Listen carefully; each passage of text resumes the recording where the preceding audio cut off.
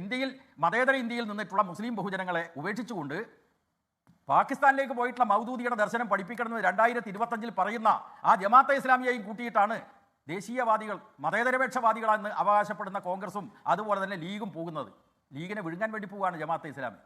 അപ്പോൾ ഈ അപകടകരമായിട്ടുള്ള മത കാഴ്ചപ്പാടിനെ ഈ 25-ലും അവർ കൊണ്ടു നടക്കുകയാണ്, അവർ പ്രചരിപ്പിക്കുകയാണ്. അത് വഴിയേ അറിഞ്ഞോളൂ.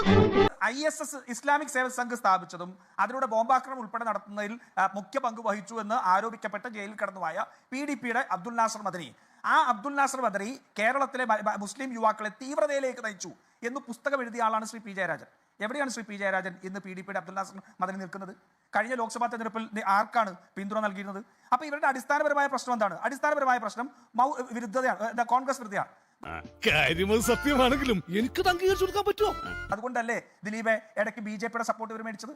അതുകൊണ്ടല്ലേ സംഘപരിവാറിന്റെ പിന്തുണ മേടിച്ചത്? പിണറായി വിജയൻ തന്നെ പറഞ്ഞിട്ടില്ലേ, ഞങ്ങൾ എല്ലാ കാലത്തും സംഘപരിവാറിന്റെ വോട്ട് വേണ്ട എന്ന് ഞങ്ങൾ പറഞ്ഞിട്ടില്ല, ചില ഘട്ടങ്ങളിൽ ഞങ്ങൾ പറഞ്ഞിട്ടുണ്ട്, പറഞ്ഞില്ലേ? ദൈവമേ, മൂർഖനെയാണല്ലോ ചവിട്ടിയത്. മദനി അവസാന കാലത്ത് തൻ്റെ നിലപാടുകളിൽ മാറ്റം വരുത്തിയ കാര്യവും പറഞ്ഞിട്ടുണ്ട്, അതിനെ പിന്തുണച്ചിട്ടുണ്ട്. അപ്പോൾ അദ്ദേഹത്തിൻ്റെ ജീവിതത്തിൽ, പൊതുജീവിതത്തിൽ ആദ്യ ഭാഗത്തെ സംബന്ധിച്ചുള്ള വിമർശനം, പിൽക്കാലത്ത് അദ്ദേഹത്തിൻ്റെ നിലപാടുകളിൽ വന്ന മാറ്റത്തെക്കുറിച്ച് പറഞ്ഞിട്ടുണ്ട്. PDP ഞങ്ങളും ഇടതുപക്ഷ ജനാധിപത്യ മുന്നണിയുള്ള സഖ്യകക്ഷിയൊന്നുമല്ല. അല്ല, P. ജയരാജനേക്ക് ഒരു ഗതികേട് ഓർത്തിട്ട് സങ്കടം തോന്നാണ്. നോക്കൂ, അദ്ദേഹം തന്നെ പുസ്തകത്തിൽ എഴുതി വെച്ച കാര്യങ്ങൾ പറഞ്ഞിട്ട് അദ്ദേഹം പറയാണ് അബ്ദുൽ നാസർ മദനി അദ്ദേഹത്തിന്റെ രാഷ്ട്രീയവും അല്ലെങ്കിൽ അദ്ദേഹത്തിന്റെ ആദർശം മുഴുവൻ മാറ്റി, അദ്ദേഹത്തിന്റെ തീവ്രവാദ നിലപാട് മുഴുവൻ മാറ്റി മെടുപ്പിനായി. അതേസമയം ജമാഅത്തെ ഇസ്ലാമി ഞങ്ങൾ കൂടെ ഉണ്ടായിരുന്നപ്പോൾ നല്ല ആൾക്കാരായിരുന്നു, ഇപ്പൊ അത് മാറി. എന്തൊരു വൈരുദ്ധ്യം, എന്തൊരു അവസ്ഥയാണ്. സമാധാനമായ